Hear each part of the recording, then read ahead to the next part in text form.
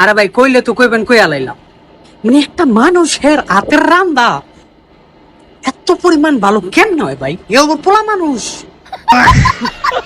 ওরে আল্লাহ, আমি ভাই একদিন আমারে মালিক রে কই, ও আল্লাহ কফিল তুই আমার একদিন কাল লিগা ছুটি দে খালি, আমি যাই বাংলাদেশে আমার মা বাপরে খাওয়াই আহি। দেখেন দেশে গেলে বাবুচির ভাত মাইরা আলাম, আমি এটা শিওর, এটা কনফার্ম। আঙ্গালাকে যে বুলু বাবুচি আছে, যেই বাবুচির আছে, ভাত কিন্তু খেয়ালাম এখন কইয়া দিলাম আগের থিকা। সৌদি আরব যেমন দালালের ভাত খেয়ালাইছি, এরকম বাংলাদেশে গেলে কিন্তু বাংলাদেশের বাবুচ্চি, আঙ্গ এলাকার বাবুচ্চি কিন্তু ভাত মাত খেয়ালাম আমি।